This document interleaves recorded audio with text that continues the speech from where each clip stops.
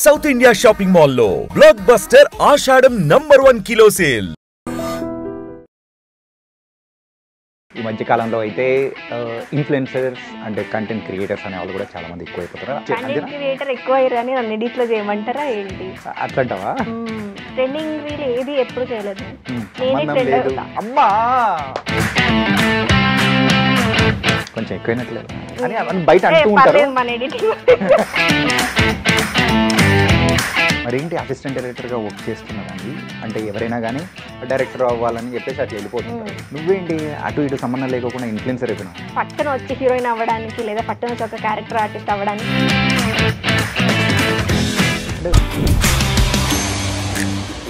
Hi guys, welcome to I dream. నేను మీ చాణక్య. ఈ మధ్య కాలంలో అయితే ఇన్ఫ్లుయెన్సర్స్ అండ్ కంటెంట్ క్రియేటర్స్ అనే వాళ్ళు కూడా చాలామంది ఎక్కువైపోతున్నారు. అందులోనే తనకంటూ ఒక డిఫరెంట్ స్టైల్ అనేది కూడా క్రియేట్ చేసుకుంటూ తన మాటలతో కూడా మరి ముందుకెళ్తూ ఉన్న మల్లీశ్వరి ఇప్పుడు మనతో పాటు ఉంది. అండ్ మల్లీశ్వరితో మాట్లాడేద్దాం. చూడగానే అరే ఈ అమ్మాయా చూశాను, అరే అందులో ఆ వర్డ్ యూజ్ చేసింది, ఇందులో ఈ వర్డ్ యూజ్ చేసింది అని చెప్పేసి అని అనుకుంటారు. ఆ వర్డ్లు నేను చెప్పడం కంటే ఆ వర్డ్స్ ఏంటి అనేది అమ్మాయితోనే మాట్లాడించాలా. హాయ్ మల్లీశ్వరి. హాయ్ చాణక్య గారు, బాగానే చెప్పారు. మంచిగా కంటెంట్ క్రియేటర్ ఎక్కువ అయ్యారని నన్ను ఎడిట్లో చేయమంటారా ఏంటి? ఏంది ఎడిట్లో తీసేయండి ఎక్కువ అయ్యారని అంటున్నారుగా. అట్లంటావా? అట్లేం కాదు, కంటెంట్ క్రియేటర్స్ ఉన్నారు కాబట్టి మనకి ఇంత మంచి పేరు ఉంది తెలుసా. అందులో నువ్వు ఒకదాని ఉన్నావు కాబట్టి ఇంకా మంచి పేరు వచ్చింది కదా. నేను అప్పుడప్పుడు వేస్తాను, అసలు డైలీ చేయనే చేయ ఎప్పుడో. ఓకే, ట్రెండింగ్ రీల్ ఏది ఎప్పుడు చేయలేదు నేను. అసలు అసలు దానికి సంబంధం లేదు అమ్మా. అసలు ట్రెండ్లో లేని దాన్ని ట్రెండ్ తేవడానికే నువ్వు ఉన్నావా ఏంటి? ట్రెండ్లో నేనే ఉంటా. ట్రెండ్లో కొంచెం ఎక్కువైనట్లేదా అని బయట అంటూ ఉంటారు. మన ఎడిటింగ్ బయట అన్నారనుకో అప్పుడు ఏం చేస్తావు? అసలు అనరు నన్ను ఎవరు. అన్నారా? ఎక్కువ అవుతుంది, నువ్వు ఎక్కువ చేస్తున్నావు అని అస్సలు అనరు, ఎవరు అనరు. ఇంకా కావాలి ఇవ్వాలి అని చెప్పేసి. మను ఏంది తగ్గిపోయినావు, కనపడట్లేవు అని అడుగుతారు అందరు నన్ను. స్క్రీన్ నేమ్ వచ్చేటప్పటికి మను మల్లీశ్వరి. మను మల్లీశ్వరి. ఏంటి ఈ మను మల్లీశ్వరి వెనకల ఉన్న సంగతి? నేనా, నా పేరు పెద్దగా ఉందని మల్లీశ్వరి అనే పేరు ముద్దుగా మను అని నేను యాడ్ చేసుకున్నా ఇంటర్ ఫస్ట్ ఇయర్లో. సో అప్పటి నుంచి మను అనే, మల్లీశ్వరి అంటే ఎవరికి తెలియదు కూడా, మను అంటేనే అందరు గుర్తుపడతారు ఎక్కడైనా. ఓకే, అంటే ఈ మను అనే పేరు వెనకల ఇంకెవరన్నా మను అనే వాళ్ళు ఉన్నారా? లేదే, మను ఎవరు లేరు. అట్లేం లేదు. మరి అదే పెట్టుకోవాలని ఎందుకు అనిపించింది? అట్లా నాకు అది నచ్చింది షార్ట్ కట్ లా, అందుకే నేను పెట్టుకున్నా.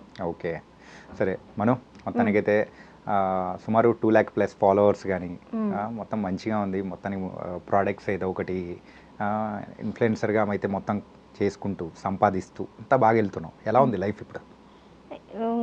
అప్పుడు బాగుంటుండే ఒక 6 months బ్యాక్ వరకు. ఇప్పుడు ఓకే. ఏమైంది? ఓకే ఓకే అంటే నేను డైలీ చెయ్య అనమాట. అంటే కొంతమంది ఇన్ఫ్లుయెన్సర్స్ ఏంటంటే ఓన్లీ రీల్స్ మీదనే ఉంటారు. నేను జాబ్ చేస్తుండే, మళ్ళీ ఇది చేస్తుండే, జాబ్ చేస్తుండే, ఇది చేస్తుండే అలా. కానీ ఒక 1 year నుంచి దీని మీదనే ఫోకస్డ్గా ఉన్నా. దీని మీద? ఇన్ఫ్లుయెన్సర్గా రీల్స్. అంతకంటే ముందు దీని మీద? అంతకుముందు జాబ్ చేసిన. ఏం జాబ్? అసిస్టెంట్ డైరెక్టర్గా జాబ్ చేసిన. అసిస్టెంట్ డైరెక్టర్ వర్క్ చేసావా? ఓకే, మరి ఏంటి అసిస్టెంట్ డైరెక్టర్గా వర్క్ చేస్తున్న దానివి అంటే ఎవరైనా కానీ డైరెక్టర్ అవ్వాలని చెప్పేసి అట్లా వెళ్ళిపోతుంటారు, స్టోరీస్ రాసుకొని అట్లా వెళ్ళిపోతుంటారు. నువ్వేంటి అటు ఇటు సంబంధం లేకుండా ఇన్ఫ్లుయెన్సర్ అయిపోయినావు? ఇన్ఫ్లుయెన్సర్ అయిపోయినా నేను ఆర్టిస్ట్గా కూడా సినిమాలు కూడా చేస్తున్నా. నేను ఎందుకు అసిస్టెంట్ డైరెక్టర్ అయినా అంటే, మనకు అప్పుడే ఊరి నుంచి వచ్చినాం కదా, మనకేం తెలుస్తుంది ఇండస్ట్రీలో, ఎవరిని పోయి అడుగుతామని చెప్పేసి ఒక జాబ్లో జాయిన్ అయినా. నేను అసిస్టెంట్ డైరెక్టర్గా జాబ్లో జాయి ఒక 2 సంవత్సరాలు అక్కడే చేసి, ఆ తర్వాత అసలు ఏంటి అని తెలుసుకొని అప్పుడు నేను రీల్స్ కానీ ఆడిషన్స్ ఇవ్వడం కానీ అట్లాంటివి చేసిన. ఓకే, ఏంటి ఏం తెలుసుకున్నావు ఇంతకు ఈ ప్రయాణంలో? ఇప్పుడు ప్రయాణంలో బోల్డ్ చాలా ఉంటాయి, మీకు తెలియదా ఏం తెలుసుకోవాలో? ఏమో, నాతో పాటు ఇంకా నేను ఒక్కడనే కాదు, చూసే వాళ్ళు చాలా మంది ఉంటారు, వాళ్ళకి కూడా తెలిస్తే బాగుంటుంది. అంటే కొంతమంది అమ్మాయిలు ఎట్లా వస్తారు, స్ట్రైట్గా ఎవరినో ఒకరిని పట్టుకొని వచ్చేసి నేను ఇది చేస్తా అని పాపం చేసి చేయక ఏదో లైఫ్లో ఫేస్ చేసి వెళ్ళిపోతారు. సో అలా కాకుండా అంటే నేను పట్టణ వచ్చి హీరోయిన్ అవ్వడానికి లేదా పట్టణ వచ్చి ఒక క్యారెక్టర్ ఆర్టిస్ట్ అవ్వడానికి నాకు బ్యాక్గ్రౌండ్లో పెద్దగా ఆస్తుపాస్తులు.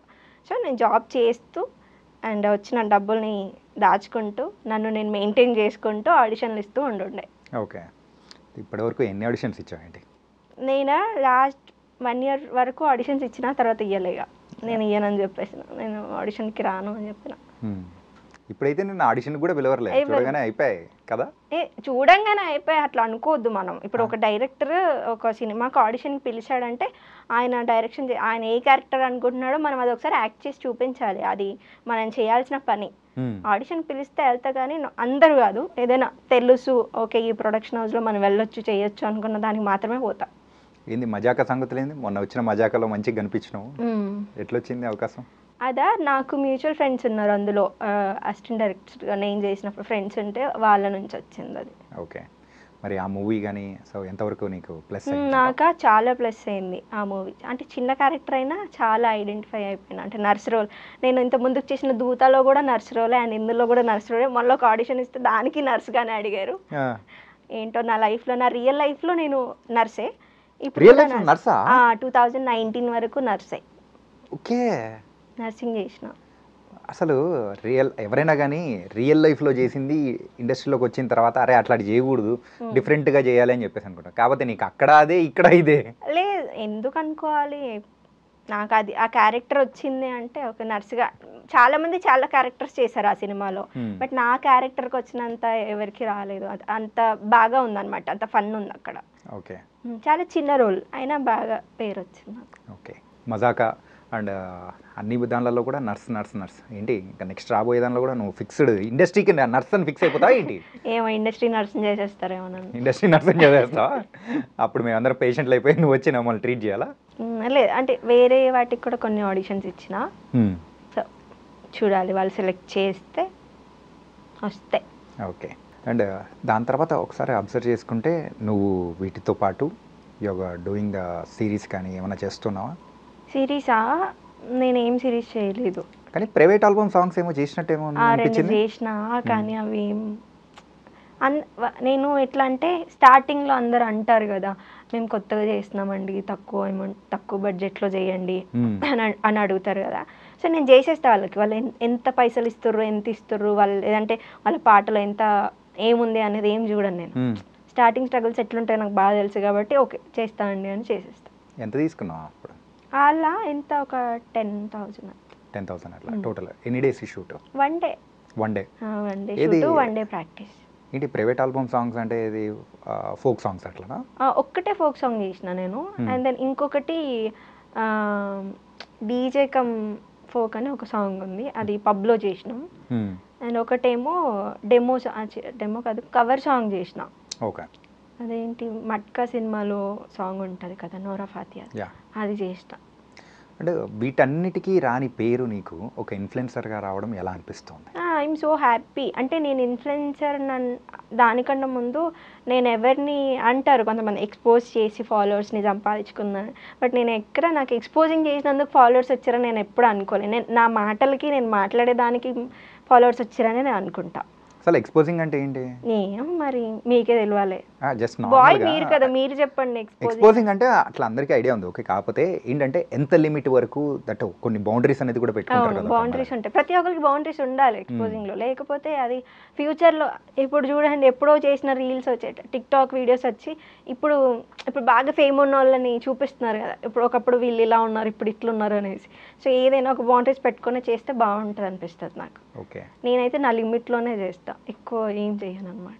Limits like hot photo shoots కానీ ఏడా అసలు మీరు చూడండి నా ఇన్స్టాగ్రామ్, హాట్ ఎంతవరకు చేయాలో అంతవరకే చేస్తా, ఎక్కువ అతి చేయను. ఎందుకంటే రేపు నాకు పెళ్ళి కావాలి, మా ఫ్యామిలీ చూస్తారు, వాళ్ళు చూస్తారు, అడుగుతారు కదా ఏందమ్మా అట్లా చేసినామని అడుగుతారు పక్క. ఇప్పుడు మీ పేరెంట్స్ ఎవరు కానీ అట్లా అడగలేదా? ఇప్పుడు మీరు చేస్తున్నారు కానీ లేదు, ఏం అడగదు. మా మమ్మీ, నేను ఎవ్వరికి ఆన్సర్ చేయాల్సిన అవసరం లేదు. మా అమ్మ మా మామయ్య నా అన్నదమ్ములు వీళ్ళకి మాత్రమే నేను ఆన్సర్ చేస్తా.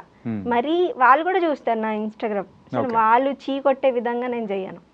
ఏంటి ఇట్లా చేసినామని అలా చేయను నేను. ఓకే, సో ఆ భయం అయితే ఉంటదన్నమాట, ఫ్యామిలీస్ కూడా చూస్తూ ఉండాలి. ఫ్యూచర్లో మనం గుర్తుపడితే ఇదా అనకుండా ఓ అమ్మాయ మనం చూసాం కదా అలా ఉంటే చాలు నాకు. ఓకే, అంటే ఇప్పుడు చాలామంది విషయానికి వచ్చేటప్పటికి ఒక ఫాలోవర్స్ కోసము అమ్మాయిలు కానీ ఆ లైన్ దాటేసి వెళ్ళిపోవడము ఇలాంటివి చూస్తుంటే ఏమనిపిస్తుంటుంది అసలు? మనం ఎట్లా జడ్జ్ చేస్తాం చెప్పండి వేరే వాళ్ళ క్యారెక్టర్ని? క్యారెక్టర్ అని కాదు, అరే కొన్ని లైన్ అనేది ఎక్స్పోజింగ్ అంటే అదే కదా. ఇప్పుడు మనం ఎక్స్పోజింగ్ చేసే వాళ్ళు ఎట్లున్నారు ఏదో అంటారుగా, సో వాళ్ళకి వర్తిస్తుంది అది. అందుకే ఆ అబ్బాయిలు అలా అంటున్నారు, వీళ్ళు చూపించడం వల్లే వాళ్ళు అట్లా అంటారు. నా కామెంట్ ఏంది, నా రీల్స్ కింద కూడా కామెంట్లు అవే వస్తాయి. నేను చూసుకొని డిలీట్ చేసుకుంటూ కూర్చుంటా చాలాసేపు. సో అట్లా మనం ఎలా ఉంటున్నామో వాళ్ళు మనం అలాగే కామెంట్ చేస్తారు, అలాగే జడ్జ్ చేస్తారు. అంతే. ఎక్స్పోజింగ్ అనేది ప్రతి ఒక్క అమ్మాయికి లిమిట్ ఉంటుంది. వాళ్ళ ఇంట్లో బాగా బ్రాడ్ మైండెడ్ అయ్యుండి మంచిగా అర్థం చేసుకుంటారు, నా బిడ్డ ఏం చేసినా నడుస్తుంది అనుకున్న వాళ్ళతో నేను తక్కువ. అంటే ఎప్పుడైనా కానీ ఏదైనా కొన్ని ఫొటోస్ చూసి మీరు ఇన్స్పైర్ అయిపోయారా, ఇట్లా కూడా మనం చెయ్యాలి అని చెప్పేసి అనిపించిన సందర్భాలు ఏదన్నా ఉన్నదా? నేను కొన్ని షూట్స్ అనుకుంటా నేను కూడా ఇలా చేయాలని, కానీ నేను శారీస్, బ్రైడల్ షూట్స్, ఒక అందంగా పెళ్లి కూతురుగా రెడీ అవ్వడం, పాత లుక్స్ని రీక్రియేట్ చేయడం అలాంటివి చేస్తా. కానీ ఏదైనా హాట్ హీరోయిన్ చూసి అబ్బా నేను కూడా అట్లాంటి బట్టలు వేసుకోవాలని నేను అసలు అనుకోను. అట్లా ఓకే. అండ్ దీంతోపాటు మీది బాగా వైరల్ అయిపోయింది పిల్ల పుచ్చకాయ అని చెప్పేసి మీరు ఆ బోర్డింగ్ యూజ్ చేస్తూ ఉన్నది. అంటే ఏంటి దాని సంగతి ఏంటి అసలు, అది దాని వెనకాల ఉన్న స్టోరీ ఏంటి? దాని వెనకాలన నేను క్యాజువల్గా ఒక 2-3 కామెంట్స్కి రిప్లై చేసిన. అండ్ దెన్ అవేంటి మేడం బాగున్నారు, ముద్దుగున్నారు, హాట్ ఫిగర్ ఉన్నారు, ఫిగర్ బాగుంది, ఇలాంటి వాటికి నేను రిప్లై చేసిన. ఇట్లాంటి అన్నీ అనొద్దు అని అన్న. అయితే ఈ పిల్ల పుచ్చకాయ ఏంటంటే, నేను అబ్బాయి 18 ఉన్నాడు, అబ్బాయి నన్ను పెళ్లి చేసుకుంటావా అని కామెంట్ పెట్టాడు. సో అబ్బాయి 18 ఉన్నాడు, 18 17 ఉన్నాడు. సో ప్రొఫైల్ ఓపెన్ చేసి చూశాక నేను తనకి రిప్లై చేసిన, ఏంటి నేను 24 నువ్వు 17 18 ఇవన్నీ ఎందుకు రా, ముందు మంచి చదువుకో, మంచి పెళ్ళాం వస్తుంది అని చెప్పేసి వాడిని పిల్ల పుచ్చకాయ అన్న. సో ఆ వీడియో బాగా వైరల్ అయిపోయింది, ఒక 18 మిలియన్ అలా పోయింది అనమాట. సో దాని నుంచి ఈ పిల్ల పుచ్చకాయ అనే మాటలు వచ్చాయి. పేటెంట్ రైట్ తీసుకున్నారా ఏంటి? ప్రతి ఒక్కరు అదే అంటారు, అయ్యో మీ పిల్ల పుచ్చకాయ అలా. ఇన్ఫ్యాక్ట్ ఇంటర్వ్యూ స్టార్ట్ అవ్వక ముందు వరకు కూడా నాకు ఆ ఓటింగ్ గురించి తెలియదు. మా కెమెరా టీంలో ఒక పర్సన్ మీ ఫ్యాన్ అనుకుంటా, ఫాలోవర్ ఏమో, మనోడు చెప్పేటప్పటికి నాకు ఓ అని అనిపించి. నాకు కూడా తెలియదు ఇదంతా, తన చెప్పే వరకు మీరే కదా పిల్ల పుచ్చకాయ అన్నారు అని అంటే. మీరు ఆ రకంగా ఫేమస్ అయిపోయారు అనమాట. ఓకే. అండ్ సో ఇంతకు ఈ కొలాబరేషన్స్ ద్వారా కానీ లేకపోతే డైలీ అంటే షూట్స్ ద్వారా కానీ ఎంత సంపాదిస్తూ ఉంటారు? ఓకే, నేను సర్వే అవ్వడానికి వరకు, నేను బతికించుకోవడం వరకు సంపాదించుకుంటాను. ఒక 5 లక్షలు అంతేం ఉండదు, అట్లా అనుకుంటారు కానీ అంటే బతికేటోళ్ళు బతుకుతున్నారు నిజంగా. నేను ఎప్పుడు బెట్టింగ్ ప్రమోషన్ చేయలేదు. ఓకే. నేను ఎప్పుడు అంటే ఇది ఫేక్ అని ఉంటే అది చేయలేదు. అసలు నేను ఏది చేయలేదు. ఒక్కసారి బెట్టింగ్ ప్రమోషన్ చేసిన, ఒక్కసారి చేసిన. ఆ ఒక్కసారి చేసినప్పుడు చాలా మంది నా ఫ్రెండ్సే, నా క్లోజ్ ఫ్రెండ్సే వాళ్ళు నమ్మి వాళ్ళు పైసలు ఇచ్చారు. తర్వాత వాళ్ళు మను నువ్వు చెప్పింది నమ్మి మేము పైసలు పెట్టినాం, వాళ్ళు ఎవరు రిప్లై ఇస్తలేరు, ఇగో అగో అన్నారు, పైసలు ఎట్లా అంటే నాకు అది బాధ వేసింది. ఒక 10,000 సంపాదించాలంటే మనం ఎంత కష్టపడతామో మనకు తెలుసు. అందుకే నేను తర్వాత నా ఫ్రెండ్సే మోసపోతారు, పక్కన వాళ్ళు నా ఫాలోవర్స్ కూడా నన్ను నమ్మి నేను ఏది చెప్తే అది చేస్తారు కదా. సో నేను అందుకే ఈ ప్రమోషన్స్ విషయంలో సో ఒక్కసారి ప్రమోట్ చేశారు కదా? ఒక్కసారి.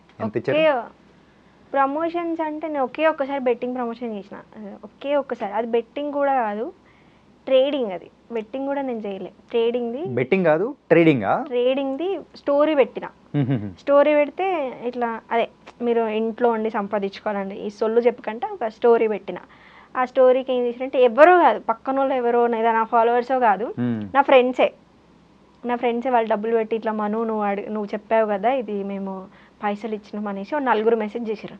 అరే నాకు బాధ వేసింది, అరే నేను రాంగ్గా చేశానా, పాపం నా దోస్తులే, ఇప్పుడు 10,000 సంపాదించాలంటే చాలా కష్టం.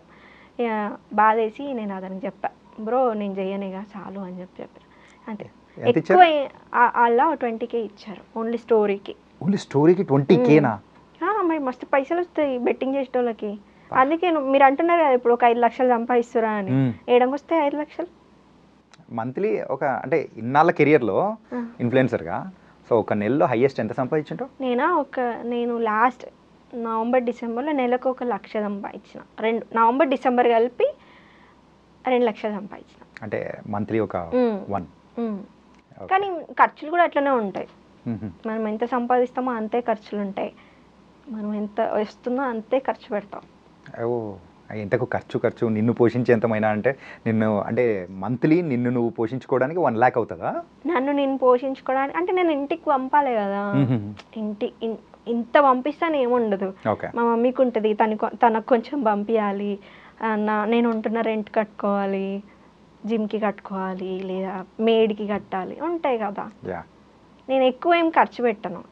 అంటే సోది ఖర్చులు ఉంటాయి, పబ్బులో పోయి తాగాలి అలా తినడానికి పెట్టుకుంటా, నాకేమైనా బట్టలు కావాలంటే దానికి పెట్టుకుంటా, వేస్ట్ ఖర్చులు పెట్టను. వేస్ట్ ఖర్చులు అయితే ఉండవు అనమాట.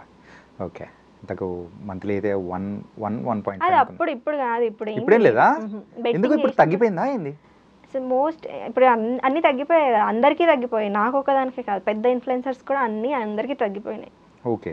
బెట్టింగ్ పైన కానీ అందరికీ అన్నీ తగ్గిపోయాయి. ఓకే. మరి సర్వైవింగ్ ఎట్లా? ఓకే, సర్వైవింగ్ అవ్వచ్చు. నేను ఈవెంట్స్ చేస్తాను, హోస్ట్ చేస్తాను. సో అది రియల్ ఇన్కమ్ నాకు. ఎన్ని ఈవెంట్స్ చేస్తుంటాం? మ్యారేజ్. ఓకే. ఓకే. అవి చేస్తా, అది రియల్ ఇన్కమ్. ఓకే. సో ఒక పక్క ఇన్ఫ్లుయెన్సర్గా, ఇంకో పక్క హోస్టింగ్ చేస్తూ, ఇంకో పక్క యాక్టింగ్ చేస్తూ, ఇలా 3 పడవల మీద వెళ్తున్నాను అనమాట. ఓకే, నైస్ అప్ప. ఏమో అనుకున్నా కానీ అంత ఈజీ కాదు, చాలా కష్టం అనుకుంటాం కానీ ఎలా అయినా బతికేయచ్చు ఇండస్ట్రీలో అసలు చాలా కష్టం, చాలా కష్టం అది. అంటే కామెంట్స్ విషయానికి వచ్చేద్దాం.